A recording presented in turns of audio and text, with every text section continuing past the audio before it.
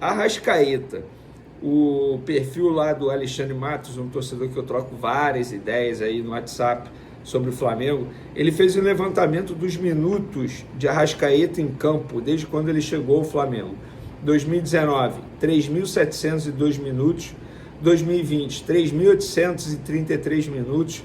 2021, 2.481 minutos. 2022, 3.982 minutos.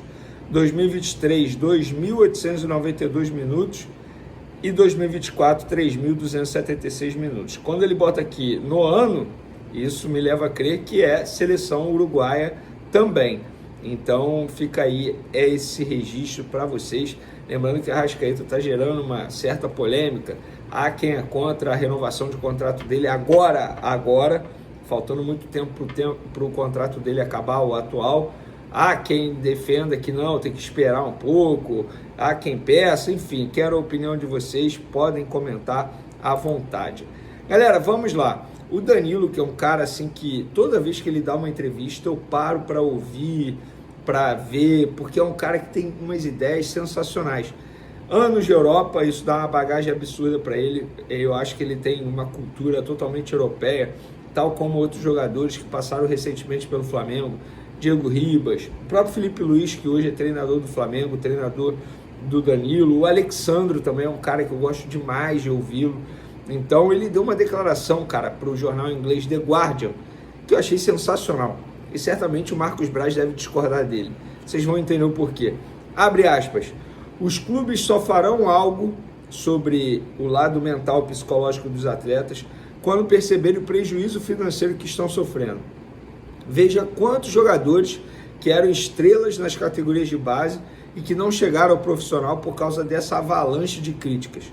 Quando você sobe, tem muito dinheiro, mulheres e fama, mas como lidar com isso? Todos nós conhecemos alguém que perdeu o rumo no futebol.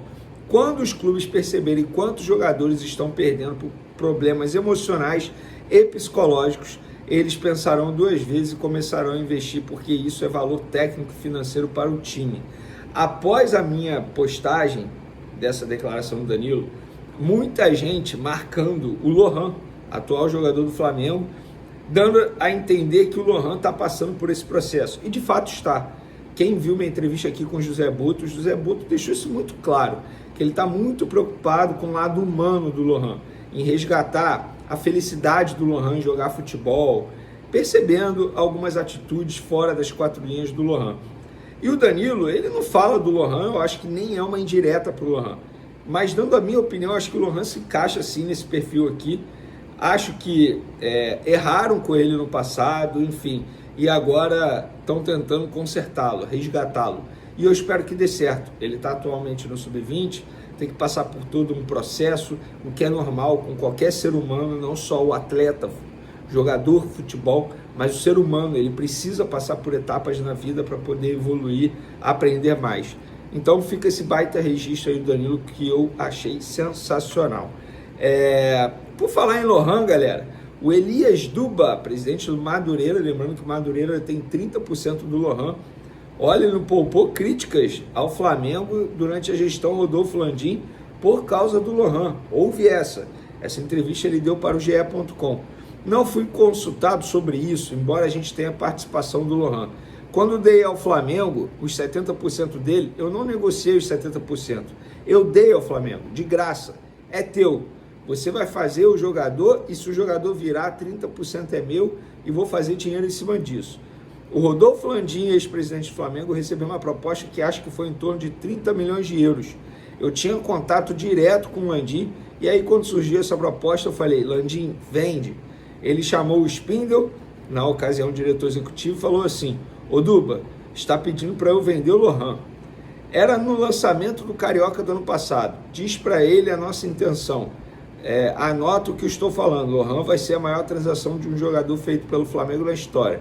Vamos renovar o contrato dele, aumentar a multa, porque esse menino, a multa vai ser 100 milhões de euros e o negócio dele é quase nessa faixa. Legal, mas com aqueles 30 milhões de euros eu botava a pipa no alto. Quando eu vejo agora um treinador que chega no Flamengo, pega um ativo do Flamengo, um dos maiores medalhões que tem no Flamengo hoje, visto que já teve uma proposta anterior e era considerado a galinha dos ovos de ouro do Flamengo e bota o cara para escanteio. Tá aí o Elias Duba, presidente de Madureira, criticando o Flamengo nesse gerenciamento de carreira do Lohan. Cada um tem um lado, cada um tem uma visão. O Elias Duba está dando o lado dele, mas ele também não vivencia ali o ninho do urubu, ele não sabe o que acontece nos bastidores do Flamengo para poder dar essa opinião. Mas fica aí o registro do presidente Madureira, que tem 30% do atleta. E por falar em negociação, a imprensa argentina noticiando que o Alcaraz foi comprado pelo Everton de maneira oficial, que o Everton exerceu a opção de compra, a obrigação de compra e comprou o Alcaraz. Eu procurei o Flamengo me relatou que até o momento não chegou nada. E outra, eu estou gravando esse vídeo aqui na segunda-feira, dia 24 de março, às 23 horas e 11 minutos.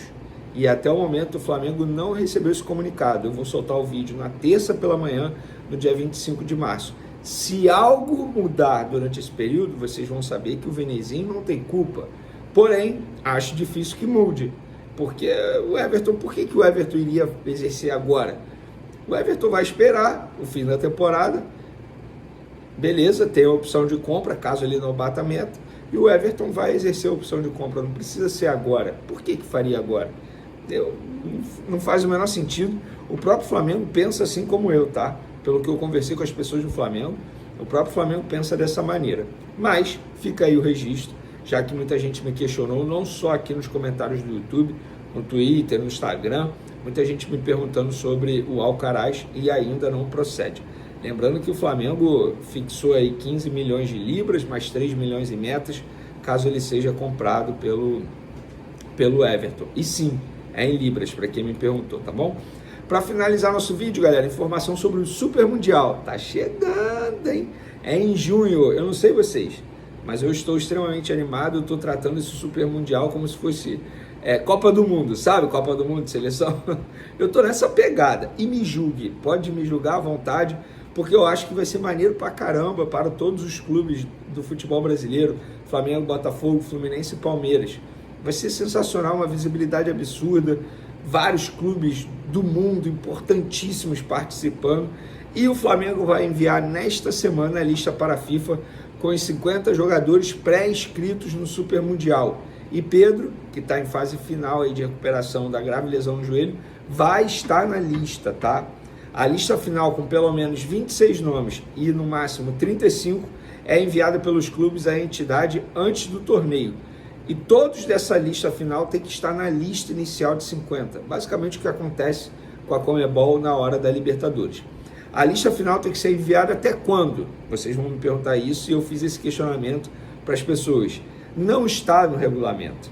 O regulamento diz o seguinte: uma cópia da lista final assinada pelo clube deverá ser enviada à FIFA até o prazo estipulado na circular pertinente, ou seja, só os clubes sabem.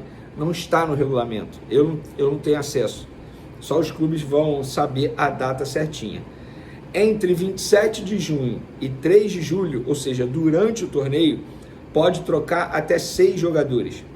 E na lista inicial tem que ter pelo menos 4 goleiros, na lista final tem que ter pelo menos 3 goleiros. Vene, e o Jorginho? Se ele for contratado de fato, e está muito bem encaminhada a situação, pelo visto, ele só vai poder ser inscrito a partir do dia 27 de junho, que é quando o Flamengo e os demais clubes podem fazer as respectivas trocas, do dia 27 de junho ao dia 3 de julho. 6 trocas está previsto nessa lista do Super Mundial. Beleza, galera? Espero que vocês tenham gostado. Beijo para vocês, forte abraço, tamo junto, fui!